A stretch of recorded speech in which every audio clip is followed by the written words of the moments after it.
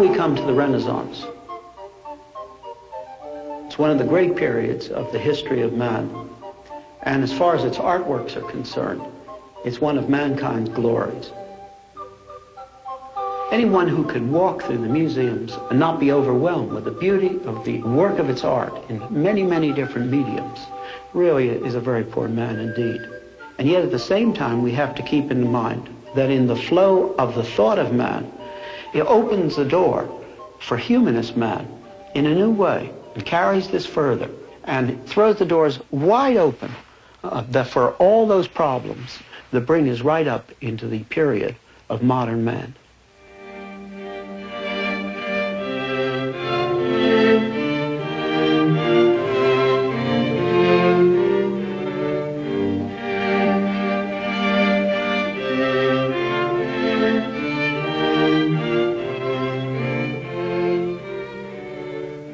All through history, the artists have done two things. They have reflected their culture, sometimes much more accurately than the writers, even the philosophers.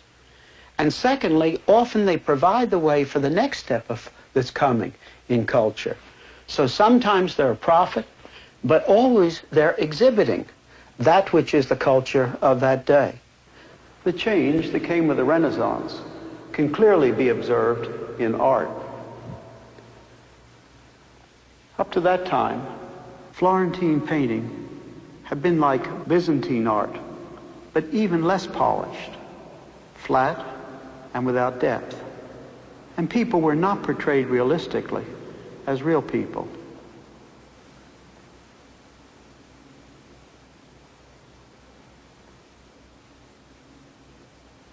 Then came Giotto, and with him, radical change. He was commissioned to paint The Last Judgment. And in it, he did a realistic portrait of his patron, Enrico Scrivini, a man who paid for the work. Nature was given its proper place. Proper, because nature is important as God made the world, and proper in the sense that nature is portrayed as it really is. On the other hand, his people are much too large for the scale of the world around them. Look at this bridge. How could this man fit into this observation platform, or aim a bow and arrow out of this window?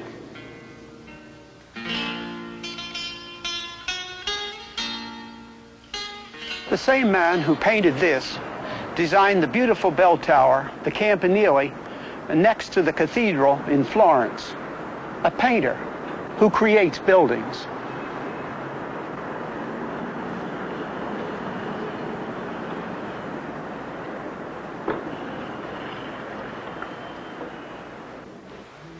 We now come to a great breakthrough in Renaissance art. Masaccio, a friend of Brunelleschi, used real live faces in his work, which gave a lifelike quality to it, which was unique in his day.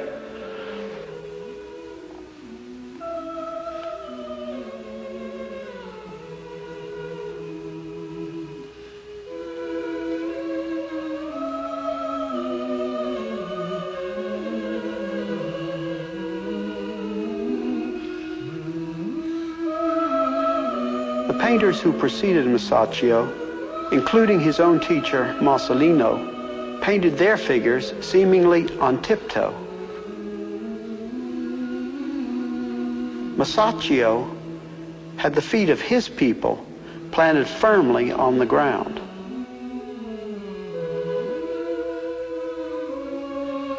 Masaccio was first to consistently use central perspective. This was a clear step ahead of the Romans, who only knew a different kind of perspective. By painting in the round, and by the use of the new perspective, his people were in the midst of realized space. There was actually space around the people. But for the men of the Renaissance, it was something more. It placed man in the center of that space, a space subordinated to the mathematical principles that came out from the mind of man. In Northern Europe, Jan van Eyck wrestled with the same problems in art. We're in St. Bavo Cathedral in Ghent, in Belgium. The rich, the poor, all classes and kinds of people from all kinds of backgrounds are coming to Christ. The artist appreciated and understood the biblical emphasis on Christ. He painted Christ as the Lamb of God, upright and alive upon the altar, symbolizing that he died as a substitute, a sacrifice, but that he is not now dead. According to Jesus' own words, I am the living one who became dead, and behold, I am alive forevermore. Amen.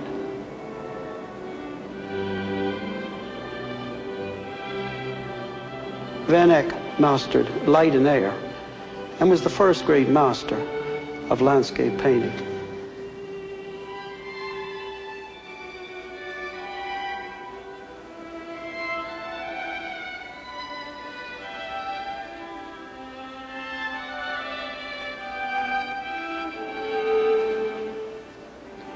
Here is a true portrait of nature. Nature has its proper place in the world which God has made. The writers wrote the way the painters painted. Dante, in whose house I am at Florence, was an early and ideal example of this. His work was genius at its highest level. And the good master, studying that train, said, "Look there at that great soul that approaches, and seems to shed no tears for all his pain. What kingliness moves with him even in hell? It is Jason, who by courage and good advice made off with a Colchian ram." He made more room for nature, but following the influence of Thomas Aquinas, he mixed the Christian and the classical world. In his Divine Comedy, the greatest sinners were Judas, who betrayed Jesus, and Brutus and Cassius, who betrayed Caesar. In his own life, the problem of individual things versus meaning and values was clearly demonstrated. He loved Beatrice, whom he actually only saw a couple of times in his life, and held up their love as the romantic ideal. Seeing her face that is so fair to see, love sheds such perfect sweetness over me. But he married quite a different woman who never had any place in his poetry. Her business was to rear his children and to cook. Although the writers of the time understood that sensual love required the spiritual, if it was to be more than merely a physical response of the passing moment, yet nevertheless they allowed these two to be divided into two parts: the physical love and the idealized spiritual love. For Dante and the other writers of his time, they had two views of love. One, the idealized spiritual love directed toward a disembodied phantom, and the other, a dray horse of a woman who kept her man's house and shared his bed. This produced not beauty, but ugliness. The Dome of Florence. Brunelleschi designed and built it. It brought together great artistic triumph with an overwhelming feat of engineering.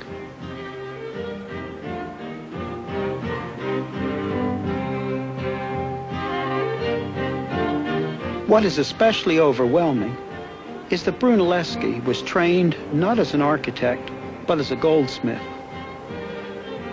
This building, the Foundling Hospital, which you are now looking at, was also designed by Brunelleschi and was the first Renaissance building.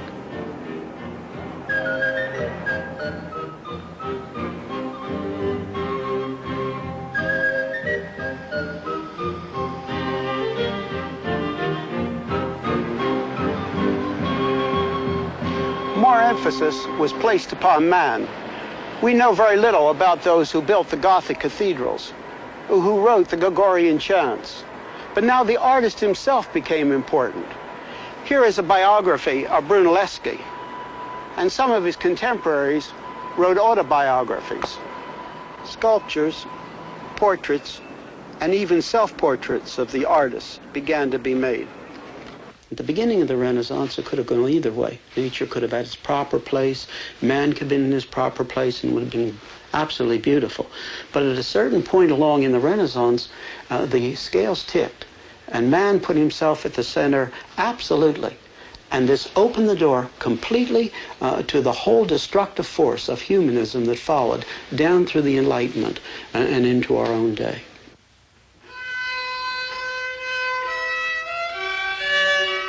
Music was another large and important area in the time of the Renaissance.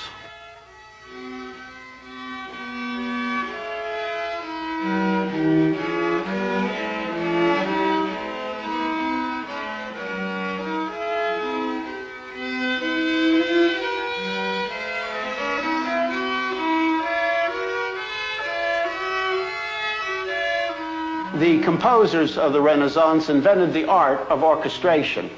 Not only did each instrument play a different voice, but a different melody line.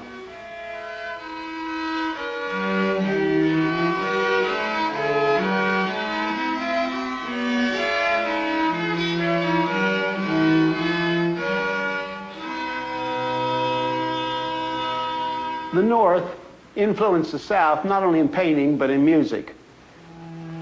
String instruments of the Renaissance were built in matched sets, so that the timbre was uniform from bass right through the soprano instrument. Music was printed with movable type for the first time. This is the lute, the most popular solo instrument of the Renaissance. The sackbut, like our trombone. The viol, ancestor of our viola. The crumhorn, and the spinet. Up to this time, things could have gone in one of two ways.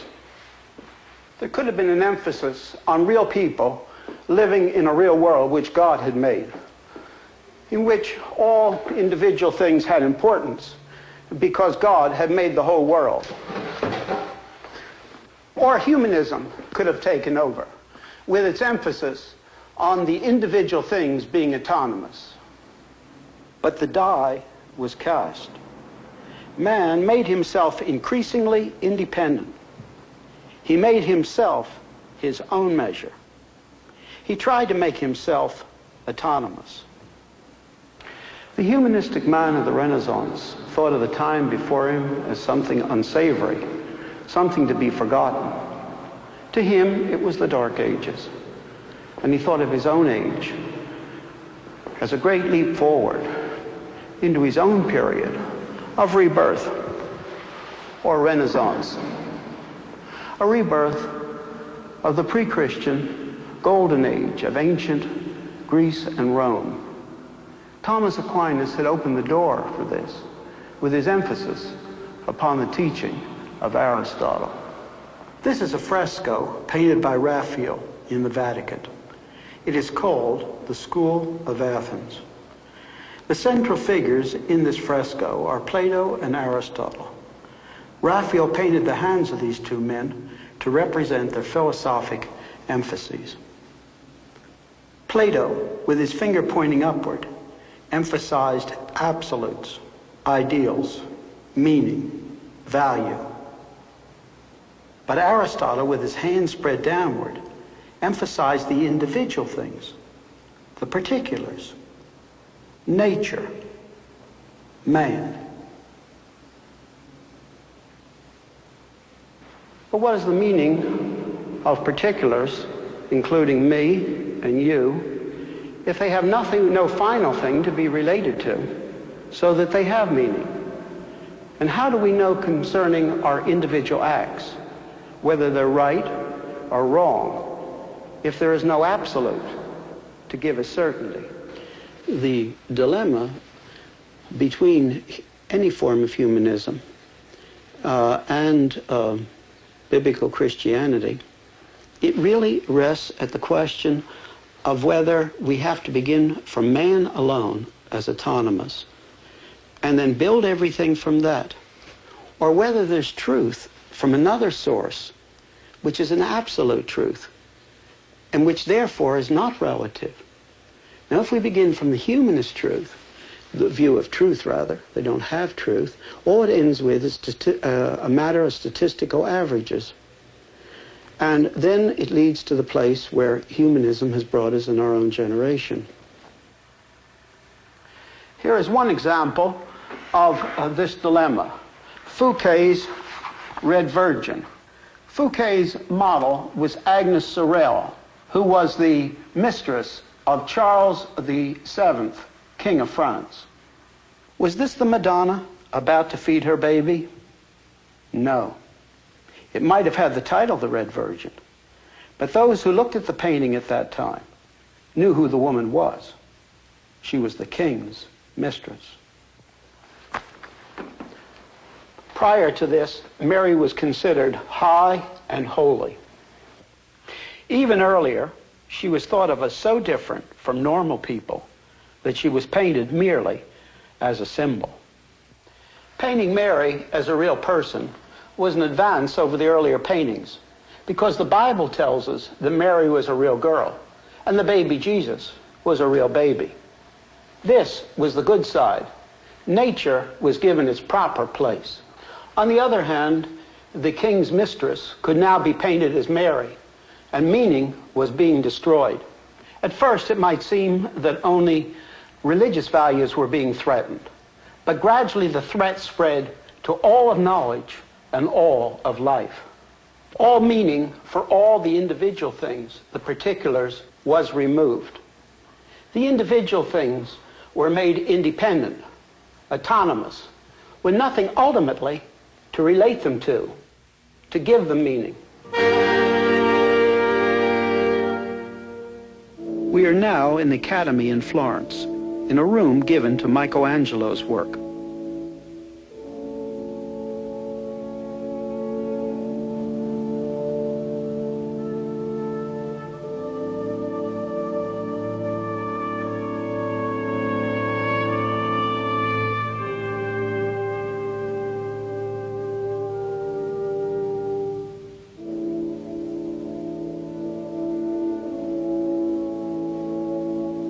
On either side, we see Michelangelo's statues called the captives.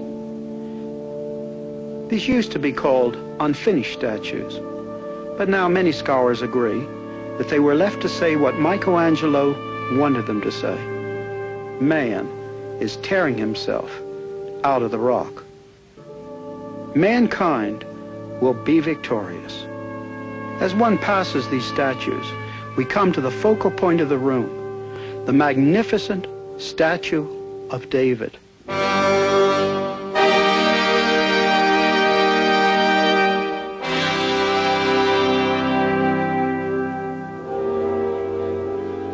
Out of a flawed piece of marble, Michelangelo, with all his genius, carved his David.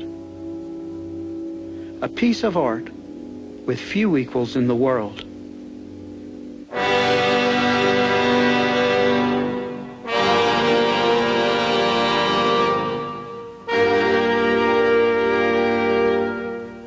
But this isn't the biblical David, but rather the personification of the humanist ideal, the greatness of man.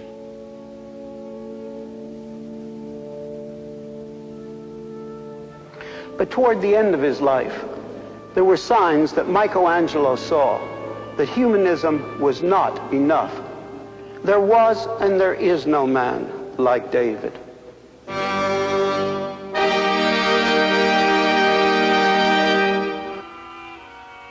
It is thought that in the Pietà in the cathedral in Florence, he put his own face on Nicodemus as he was bending over Christ.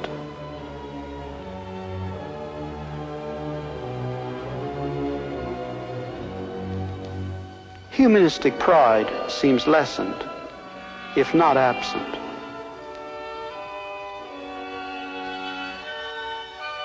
We now come to another great giant of the Renaissance, Leonardo da Vinci. He was the first modern mathematician, and he was a chemist, physicist, musician, architect, anatomist, botanist, mechanical engineer, and artist. He did studies of the human anatomy. Some could still be used in today's textbooks.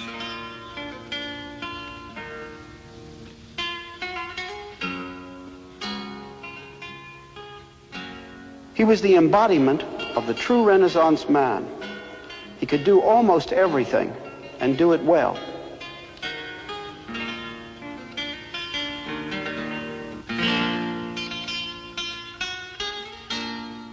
He designed war machines of savage atrocity.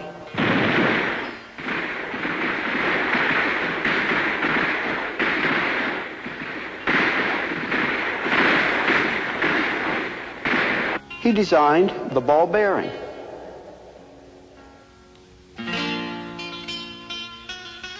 Leonardo really understood the problem of modern man. In his genius, he anticipated where humanism would end. He understood that humanistic man, beginning only with individual things, that is the particulars, had no unity by which to give them meaning.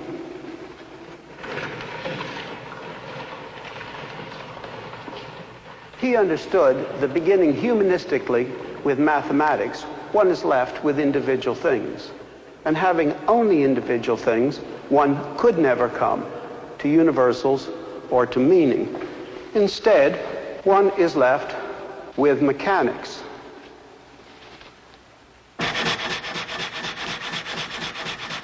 And in this, he saw ahead to our own day, where even man is viewed as a machine.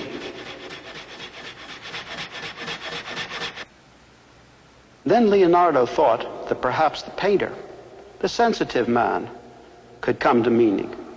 So he tried and tried to portray the soul. This is not a soul in the Christian sense. Rather, he was trying to capture visually the universals from the particulars he observed. He failed.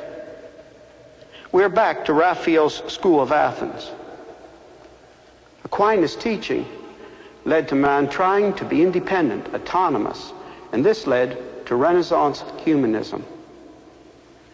Leonardo, in all his brilliance, felt the problem and struggled to find universals.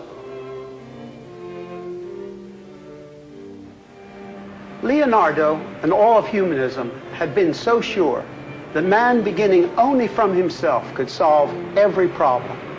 Its cry was, "I can do what I will, just give me till tomorrow." But in his old age, Leonardo, in his brilliancy, saw the coming defeat of humanism. As a man thinketh, so is he. And humanism had already begun to show its natural conclusion was pessimism. When Francis I, King of France, took Leonardo to France, we find Leonardo in despondency.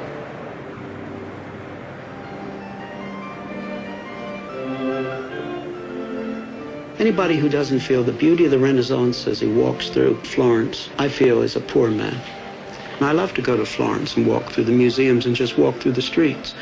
But on the other hand, one who only sees the beauty and the glory of the Renaissance, in which man was increasingly making himself autonomous, if you don't feel the weakness of this, you also don't understand the Renaissance. Humanism invariably ends in despair if you begin with that which is finite. No matter how far you project it, you can never come to an absolute. Never. In the light of the humanist dilemma, there is only one real solution: to turn to this book as truth. Turn to the Bible, not just as an abstract religious thing, but as truth. It doesn't change. It speaks to the culture of that particular day. It's never old-fashioned. It speaks to the most current topics, and yet it is always rooted in the same thing. the existence of this infinite personal God, and his having spoken, and then, of course, for man's personal need in the death of Christ for him.